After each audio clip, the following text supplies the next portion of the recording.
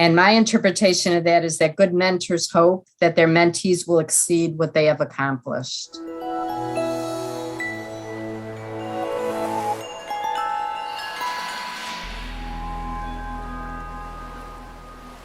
Welcome back to the Faculty Factory podcast. I'm Kim Skorupski. Hi again. And I'm looking at the smiling face of friend and colleague, Dr. Janet Serwint. Hi, Jan. Hi, Kim. It's so good to see you. You too. You're always smiling, and you can't see this, people in podcast land, but Jan has a beautiful, bright yellow, sunshiny room. And whenever I see her on Zoom, I get immediately happy because yellow is my favorite color. And my rescue dog is named Sunny, appropriately so. Anyway, Dr. Janet Serwint is a professor emerita in pediatrics and public health, very well known for her mentoring work and very active in Hopkins, the Academy. And the Academy is for retired faculty members from the School of Medicine, Nursing, Public Health, as well as our university campus up on our Homewood campus. And so Dr. Serwint has taken a very out front leadership role in helping to give back to the academic community here at Hopkins and around the world. So, Jan, what else did I miss? Tell people what else you want them to know about you and your career here at Hopkins and wherever you did your training. Well, thanks, Kim. I feel very grateful. I've had a very wonderful career. I mean, certainly I've had ups and downs like everybody, but in general, I have really appreciated my career and loved it. And part of the reason has been the colleagues, has been the relationships that I've formed. And a lot of that has been through mentoring, either in my role as a mentee or as a mentor. And I think we're all in that kind of bi-directional role. We're both throughout our careers. We're both mentees and mentors. That's right. Yeah. And you work really closely with my colleague and our mutual friend, Dr. Rachel Levine, Dr. Joe Cofrancesco, and Hopkins Institute for Excellence in Education, and Dr. Dave Kern, who I see jogging periodically around the promenade down here in Canton and Baltimore. So a lot of energy and enthusiasm and passion for mentoring. And I know you and Dr. Kern invited me to the Academy to talk on the differences between mentoring and coaching. So we'll be doing that. And that is a hot topic now on coaching. And I know you just did some recent training on coaching. And so today, you wanted to share some lessons that you've learned along the way from your mentor. So what do you say? I want to know what are those lessons? Give them up. Sure. So I guess I'd like to start by just giving a little bit of background. Because really, coming to this podcast kind of allowed me the opportunity to reflect. And I always like to take those opportunities.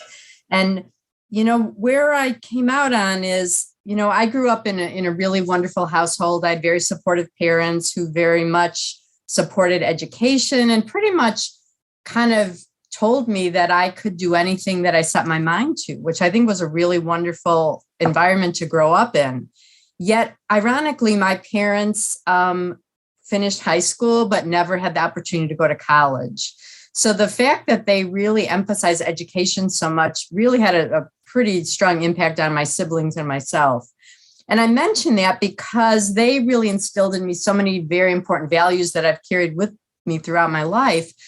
Yet they were not the ones that could show me how to navigate academics because they had not had that experience. So I think that really helped me to realize the importance of finding mentors early on in my career and then continuing to find mentors kind of lifelong. And then, as you had mentioned, I think a little bit earlier, the goal to pay back. Like I think many of us who are in mentoring really kind of want to pay it forward. If we've been fortunate enough to have good mentors, we want to pay it forward to like future generations. Well, Jan, thank you so much for that honesty. I'm in the same boat. Neither of my parents went beyond high school. And I think that the important lesson, what you said there is so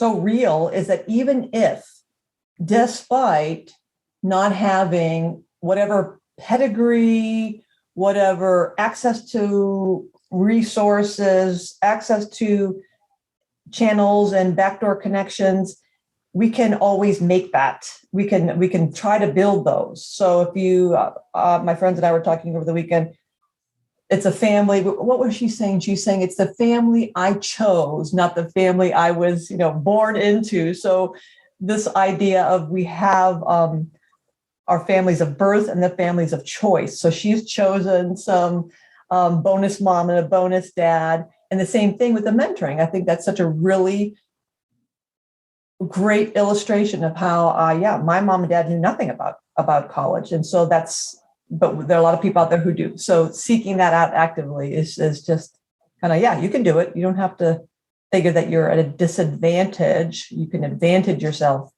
by going out and seeking that. So thanks for that. So what are the lessons? Let's get into them. Well, I'm going to start with the first one that comes to mind, and perhaps this is also chronological because this occurred when I was a resident, and I was in my last year of my residency, and I had been fortunate enough I was applying for a fellowship, and I'd been accepted at several different fellowships, and I went to talk to the chair of my department who had become a mentor for me. And I was commiserating about what a terrible decision this was. And I didn't want to hurt anyone's feeling. I mean, how grateful I was that I had choices, but yet, I was very focused on, I didn't want to hurt anyone's feelings. I didn't want to close any doors, et cetera. And this is a person who'd known me quite well, probably for the past year or so. And he just paused and he looked at me, and he was a very reflective person. And he said, one thing I've observed, I think he asked me, I'm very mindful of coaching strategies. And I think he was coach too. But I think he paused and asked if he could share a reflection with me. And I said, of course. And he said, I noticed that you run very hard for the finish line, and then you pause right before the finish line and don't step over.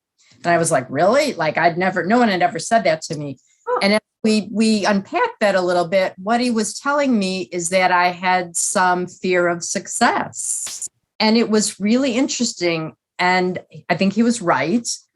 The reason I say that is he had the courage to give me really constructive feedback that went beyond just like, you should do this, you should do that. He really helped me to self-reflect on what my goals and values were. And also he took a risk. I mean, I think that was very courageous because I could have been angry. I could have been, you're crazy. Like, what are you talking about? And so the first lesson in my mind is to have the courage to offer constructive feedback when it's warranted or when you feel it's necessary. Oh, that's so good. You're reminding me of I sent a slide to Rachel because we're doing our junior faculty leadership series. And so we're doing a segment on mentoring relationships and coaching and professional relationships. And the quote I heard that I shared in one of my slides to Rachel was, average people don't want coaching. Good people want coaching. Great people want the truth. And so that's a really great illustration of not only that mentor who, as you said, had the courage, but also a credit to you for clearly having built up his confidence that you're not going to crumble, that you weren't going to fall apart or fly off the handle or really be damaged by a statement that some people might be like, how dare you? You're implying that I don't finish things, or what makes you think you know me? You're not a therapist, kind of a reaction. So that building the coaching, mentoring relationship, getting to the truth is, that can be sometimes a hard pill to swallow, and yet so insightful, especially from someone who doesn't have any skin in the game. His success won't hinge on your success. So that's when taking that in, letting that sink into you, chewing on it, thinking about it. Wow, what a profound observation, and really helped you to reflect and be better for it. And I think it also really informed me of the power and the importance of constructive feedback. It was it's the balance. Like, he also gave me positive feedback and cheered me on.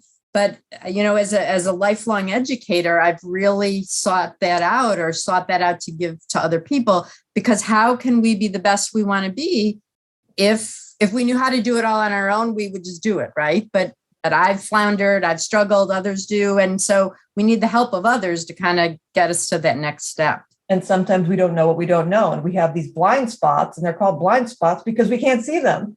So the fact that he pointed that out to you was like, oh, really? Huzzah! I have a new insight into myself. That's right. So fear of success is number one, is that truth telling. and giving constructive feedback. Right. Got it. Okay. Number 2. All right. Number 2 would be, as a mentor, helping your mentee to strive for excellence, yet providing support to achieve those standards. And I have a story with each of these comments.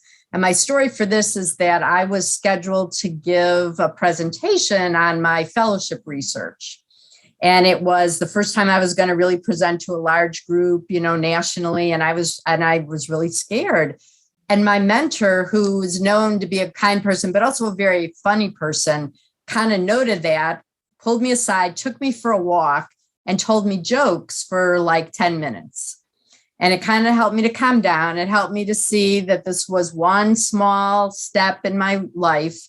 And then I went up and did the presentation, and I'd been prepared. She'd helped me to be, well prepared.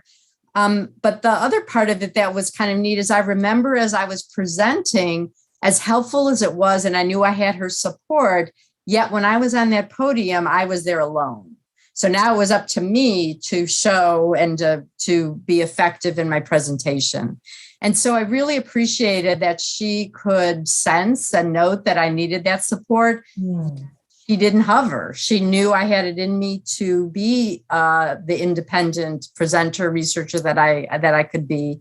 But yet in the background, there was that support from her. Wow. So that, talk about someone who's an empathetic, very wise mentor, that she noted that you needed a little perspective, a little bit of levity, and could feel your anxiety, but also had that confidence that she knew you had it. And you just need to kind of get rid of all those nervy nerves, and then knew you could get up there. So again, that comes, I think, with not only some people are born empathetic, but that practice of knowing when to, like you said, be the helicopter mom and standing up to the side and sending you through lines and say, and then the hypothesis is, you don't need somebody that Cyrano de Bergerac-ing you, but that she knew, I guess, like any good coach or good mentor, they know where your boundaries are and where those sensitive areas are, but also realizing that getting confidence and growing that thick skin is part of the process. And so at some point you got to get out of that nest, and I knew that you'd be able to fly. What a great mentor. Okay, good. Love it. Number 3. Number 3 would be, and this is, I'm remembering a person who this was a kind of general principles, but that she led with respect, kindness, collegiality, and grace. And, being in academics, it's kind of a competitive environment. At least it has been kind of in my career. And I've had both male and female mentors. And this happened to be a female mentor. And she was probably one of the first women I'd met who could do that, who again could lead with grace and with kindness and not necessarily show that competitive edge all the time. And that was very refreshing to me. It was very helpful to know that there are various ways to lead, and you can kind of find the authentic way to lead that matches your personality or matches your style. So I was appreciative of that. Yeah. So can you tell us a little bit more about that kindness and grace, collegiality? I get the collegiality, I get the respect, the kindness and the grace. So especially as women, how did you, thinking back on her style and the way she presented and the way she led, what sticks with you that reminds you of her? And I'm thinking of the quote, like, don't confuse my kindness for weakness. Mm-hmm. When I first started in this space, faculty development space, someone once said to me, you're just like a superficial cheerleader, coupled with my extroverted personality. And I'm always so excited about everything. And I'm all demonstrative and touchy-feely huggy. And they feel like you should be running around with pom-poms. And I thought, well, yeah, maybe, but also like, what's wrong with that? And then it occurred to me that I may not be presenting as having any gravitas or enough gravitas, because to some people, ironically, especially I think people who are they're quieter, introverted, they look at people who are extroverts as being just superficial. We're all just fluff and we flit around like butterflies and puppy dogs, and we never sit still enough to think deeply about things and gravely. So can you recall something about her persona that made you think kind, graceful, and yet having an authority that people would respect her. So that balance of being kind, but not being confused or being weak, and just like a mommy that you could just steamroll right over.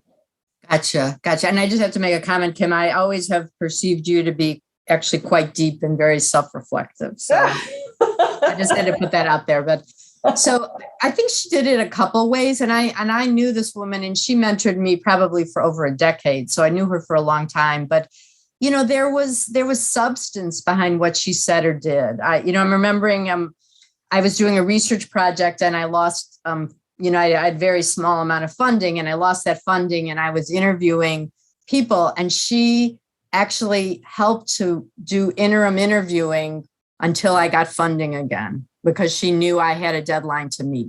And this was a very busy woman. So, isn't that incredible? I could see by the look on your face. Like, I thought that was incredible. Wow.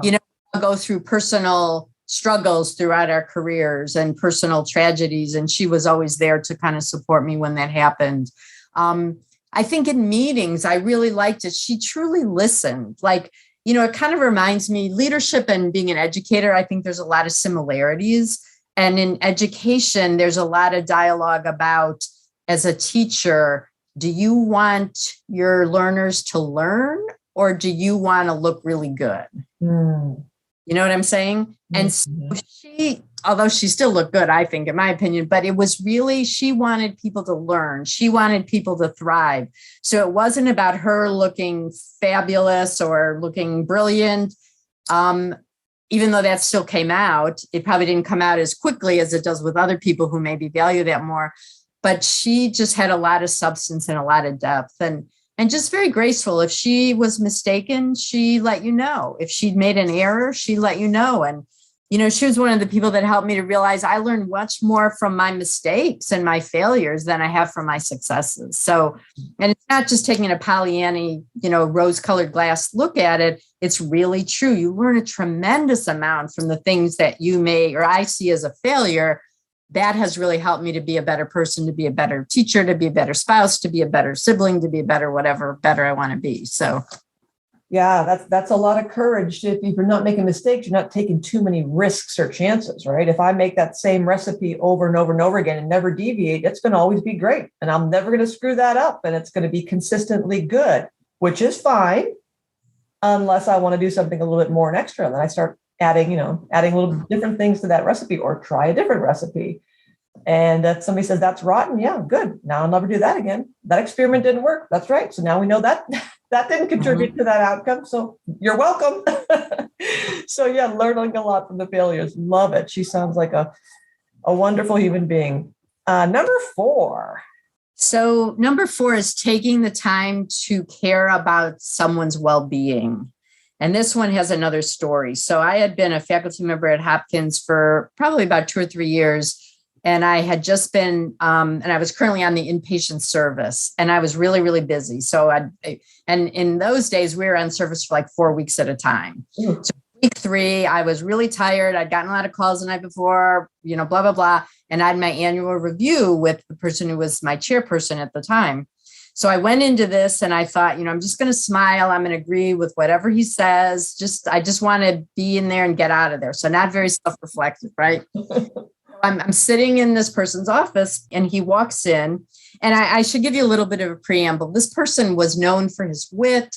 He was very funny, had a great sense of humor, probably not known as much for a sensitivity. And anyway, he walks in the room and he looks at me and he says, he pauses and he goes, "Jan, from where do you get your nourishment?" And Kim, I was thinking so concretely at the time, I was like, is he asking me if I eat in the cafeteria? Like, why did he ask me that? And thank goodness I didn't answer right away, because he would have laughed like you are. And it would have been all over the department the next day what I said. But I paused. There was something about a look in his eye. And I paused and I thought, oh my goodness, this person who is a very busy person, the leader of my whole department, I'm one of, over 100 faculty that he's meeting with, has taken the time to see how I'm doing. And am I taking care of myself? And I have to tell you, Kim, that was life altering and career altering for me to have someone do that, to pause, because this was in an era where self-care and well-being was not a hot topic at all. It was actually probably stifled. And very important to me, and really, again, informed my career in making me realize how important my own well-being is, in addition to my colleagues, my trainees, everyone that I work with, my family, et cetera. So that was a really, really powerful one. So another little pithy saying, people don't necessarily care what you know. They want to know that you care. Mm-hmm. And so that's a great example of wow, the power of a curious question, an authentic question versus hey, how you doing? I mean, there's a whole difference. We could probably play out 2 vignettes of you walking into my office and I'm shuffling papers around my desk. Hey, how you doing, Jan? And then plowing right over. And then your read is, okay, Kim's all business. Fine, great, never been better. Happy, healthy, blessed. How you doing? Let's roll. Versus the sitting there, how are you doing? Whoa, that's a whole different, this is real. This is not from a power bar. This is, I get my nourishment from whatever. But I think it also, when you were sharing that story, makes me think of the assumptions that we all make, that, you started with the preamble of this person didn't have a reputation for or had a reputation of, and we all do that. We put things and people and places in boxes to be able to process them efficiently. And isn't that a beautiful / horrifying thing sometimes when something else arrives to test our assumptions about other people and about ourselves? Yeah. And that they're oftentimes wrong. Those either quick assumptions or assumptions we get from other people. Exactly. Yeah. I love that. And that's sometimes such a challenge, Jan, is we all know these things, just being courteous and kind and really interested, because it takes time. And after this global pandemic and 2 years of all this, the chaos and the politics and just the horrible things that many of us are going through on a personal level, on a community level, on a city and state and national, international, that I think sometimes these soft things are dismissed as, we don't have time for that. We all need to get down to business. And this takes too much time. And I guess if you were to look at a time and motion study, it takes about 30 seconds, maybe a minute, to really ask Jan how she's doing, and then to really truly care and not be flipping through my phone or flipping through my emails or looking over her shoulder to see who else is behind her that I need to talk to. But if you don't invest that time now, I mean, it pays off. It pays, and not that it's we're doing it for transactional reasons. Is that there's so many benefits to changing the way, the pace of life, to truly care, because then you feel it changes the feeling. And I'm a heavy T thinker. It grows your heart, opposite Grinch, like when you feel better about your life, your choice of career, your people, or your relationships, when you feel seen and mattered. And when we do that to other people and with them, instead of being that dismissive, cursory, how you doing? Because we're all busy. I love to chit chat, but I don't have time. Yeah.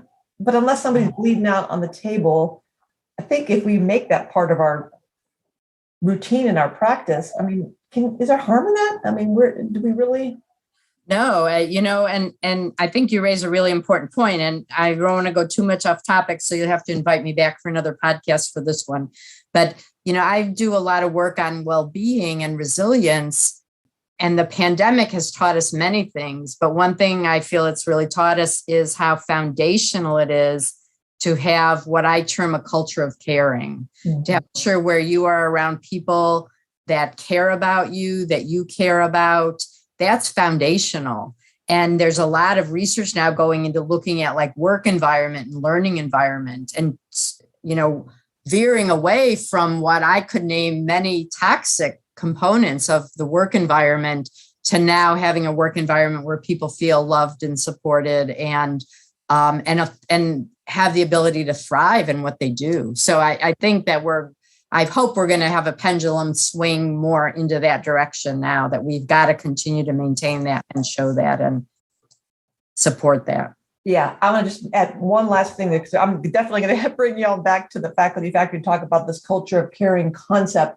One last thought as it just popped into my head, and I can make it go away only by putting it out of my face here. But one of a colleague said, when it was during a leadership course, and we're talking about relationships and like the surveys, I can't remember the name of the survey that a lot of hospitals, they do. It's not, oh gosh, it's about like, one of the questions is, do you have a best friend at work?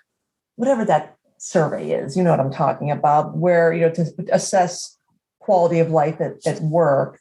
And we got on this topic of relationships and feeling valued and feeling connected and engaged and satisfied and all those satisfiers. And the naysayer, said, come on, man, work to work, get your love at home. And that stuck with me. And I'm thinking now more than ever, my gosh, there's no home and work. we're literally, I'm talking to you from my basement, and they're literally, these are busy, God bless them, clinicians who they're never at home because they're always in the clinic. So if you're telling me, get my love at home, and I'm talking, of course, in the broadest, most beautiful, authentic way, is how do we even separate that feeling of loved and valued and missed, and we've missed you and we care about you and you're part of our family? If not now, my gosh, how are we ever going to feel that unless we become, robot and Borg? We go to your Borg and we unplug from our brains and our heart, not our brains, but our hearts. And we just go through our business and be a little machine and a robot and then go home. And now I can have feelings and emotions and give love and feel love. I say no. I say nay. Anyway. All right, Jan, I'm going on a riff here. Number 5, lessons from Jan Serwint's mentor. So this mentor was really a lifelong mentor for me. And I'm going to say the lesson and then give you a little bit of backstory. But the mentor having the humility to know that individuals have their own inner wisdom, but the mentor may need to provide guidance to find that wisdom. And this circles back a little bit to what we talked about before. And I'm finding as I'm doing more research into coaching that this is a lot of what coaching is about. A coach really helps you to find your way, respecting that you have the answers, but you may be blocked to kind of access them. And I smile as I say this mentor was a wonderful, wonderful human being. Yet every time I went into his office, I didn't see him all the time, but I would seek him out when I felt I really needed him. And I would say 50% of the time, I would start crying in his office. Oh. So the poor mentor probably thought, like, this woman just cries all the time. But he was smart enough to know that wasn't true. He just knew that the emotions were strong enough for me to come see him to kind of sort things out. But that really was transformational for me to have someone not just tell me what to do, which is, to be frank, what some mentors do. And sometimes they're on target and sometimes they're not. And sometimes it's awkward if you don't want to take their advice, et cetera.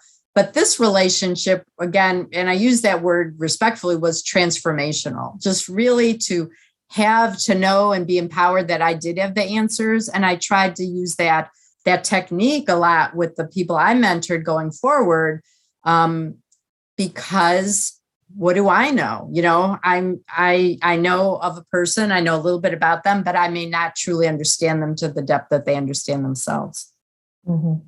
Yeah, that is definitely a great characteristic of a good coach, helping you explore and uncover the answers that are in you. And definitely, we think of mentoring as sometimes being more directive and problem solving. You go for advice and guidance, whereas the coaches is more that thought partnering, exploratory, looking for alternatives with the assumption, again, another assumption that you have the answers and perhaps you're not quite aware of them yet. But humility, I'm thinking more about the humility. You preface this with humility. What do you think, was that training, or how did this particular mentor bring this skill set to that? I'm not sure. I never asked him that. It reminded me of workshops leadership workshops I've gone to too, that were kind of based in some Quaker background too. In kind of, they use the analogy of like you hold this bird in your hand and you kind of allow it to fly and allow it to thrive. And the reason I use the word humility is I guess this is me putting this on him and others who are capable of doing this, but I think there's a bit of a humility in doing this, right? Because it's very easy to say, oh, Jan obviously should do this, or, oh, obviously just buck up and stop it or whatever. But humility of realizing that while they, as the mentor, have skills, they may not know everything and they don't know everything about the individual that they're mentoring, and to have respect for that. Does that make sense? It does. And it just, that's another deep conversation. You're getting me to think about that, back to an assumption ladder.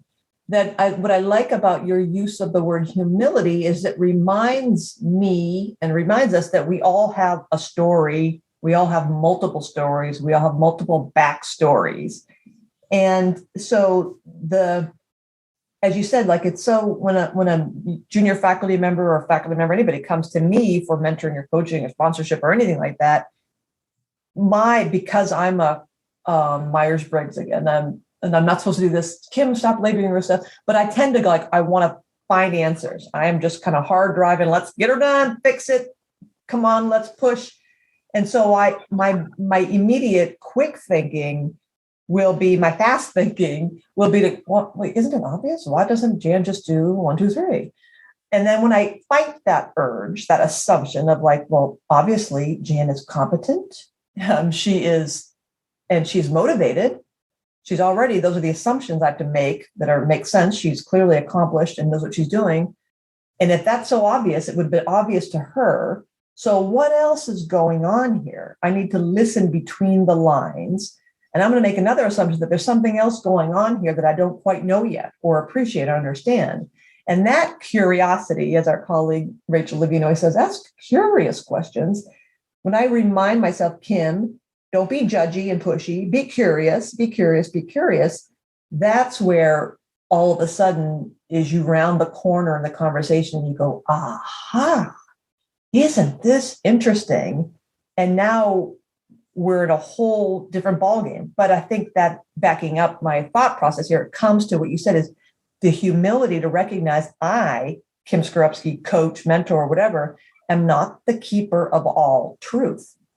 I have my truth, you have yours. I may be the expert in this specific mechanism for IL-5, IL-6, and I've published 100 papers there.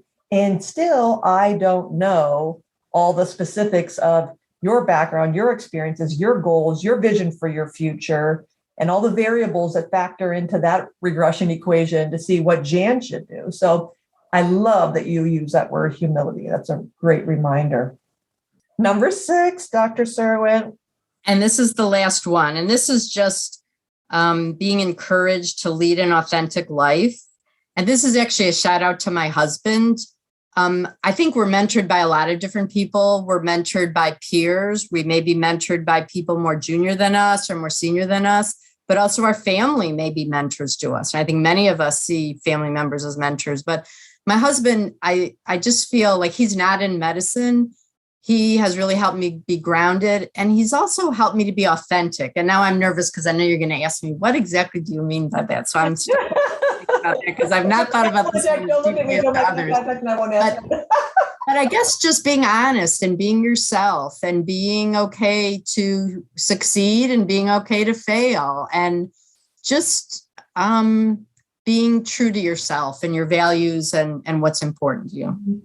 Yeah, I get that. And I'm not going to probe into your personal business. I know that you like him. He's a good guy. He's a keeper. I'll put a shout out for Jan Serwint's husband. He sounds like a keeper. Mm-hmm. And you're right. The authenticity is, it's so much more comfortable and relaxed when we can be honest and tell people that this is what you see is what you get, that WYSIWYG. What you see is what you get. With Kim Skorupski, obviously, and people are like, yeah, because I say everything that comes out of my face, and I just say enough words till something makes sense. But when we don't put on airs and don't go to where sometimes we feel like we must put on a show or act as if, then it's like, well, this is who I am. And I'm going to say wrong things. I'm going to say silly things. And I'm going to sometimes say inappropriate things. And you as my tribe and my people will love me and value me and understand me and give me a little bit of mercy and grace. And that's safety. I think we talk a lot about, these days, safety and microaggressions and outright aggressions and we're so, we have such a low threshold, I guess, now for words and language, and people, we're very careful about what we say. There's something to be said for that environment where, yes, we're careful, we're thoughtful, we are trying to be sensitive, and yet authentic. Like, I'm going to mess up. I'm not the be all know all. I'm going to invite you to help me be better and to do a better job. And I'm going to count on you to do that. And I'm also going to be straight with you. So that honesty is sometimes so hard to do, though, because it really going to dig deep when I ask my team, what can I do better? And they say, well, Kim, actually this. And you go, oh, really? Darn it. But it's tough. But if you set up that culture and that expectation of, no, we're not getting out of this meeting until someone tells me some piece of constructive criticism, then you get used to that. And then people get used to sharing with you without knowing that you're going to bite their head off, or knowing your husband's not going to be out in the garage sleeping next week. Yeah. Well, Jan, this is so nice of you. It's just really refreshing to have you around here at Hopkins and to be part of our community, and really have put so much thought into these lessons from your mentor. I love these kind of conversations that really get us down to why we do what we do. And you clearly have an undying passion for this. So thanks for putting all the thought into this. Do you want to say anything more, or a little tickler about the culture of care? Yeah, just two quick things. One is that what I hope I demonstrated by some of these lessons is that most of us need what I call a mentoring mosaic, or a mentoring team. Like one mentor, although I've had lifelong mentors that I value, I've had different mentors at different stages, and I think that's important. And I'd love to end with a quote. And as I say this, because usually it's a quote by Sir William Osler, but I have a different quote today. And this is a quote by Yoda to Luke Skywalker in one of the Star Wars movies. Oh my. He said, "We are what they grow beyond." And my interpretation of that is that good mentors hope that their mentees will exceed what they have accomplished. And so I think that's important lessons to learn by. Certainly my mentors were that way, and I hope to be that way to my mentees also, that they should exceed what I've done, and that I am joyful in that success. We are what they grow beyond. Mm-hmm. Good old Yoda. Dr. Janet Serwint, you are wonderful. Thank you so much for contributing and caring about our community here in the Faculty Factory. Let's all share this wisdom. And why don't you be on the Faculty Factory podcast? You can do it, or friends who should be here talking with us and sharing with us. So please do that. Email me at facultyfactorykim@gmail.com. And if you want to get a hold of Dr. Janet Serwint, go to the website, check out the blurb for her, and email her at Serwint at Serwint. What is it? J Serwint. J Serwint at JHMI. J Serwint, JSERWINT at JHMI. When I email you, I thought it was like this one name comes up. Maybe it's just you. My nickname for you just comes up like Cher. She's just the one name. But you'll find Dr. Janet Serwint on the facultyfactory.org website. And she would always be happy to chat with you at J Serwint at JHMI. Thanks, Jan. I really appreciate you. Thank you so much, Kim. It was really fun talking with you. Thanks for tuning in to Faculty Factory Podcast. The mission of the Faculty Factory is to build and support a community of leaders in faculty development who share tools, resources, wisdom, and encouragement in service to our faculty members, schools, and institutions. We encourage you to go to facultyfactory.org to find out more. Get in touch with me, ask me any questions. Maybe you want to be interviewed on the podcast. Thanks for tuning in to Faculty Factory Podcast. We'll see you next time. The Faculty Factory podcast and website is sponsored by the Johns Hopkins University School of Medicine Office of Faculty. For more information, visit facultyfactory.org.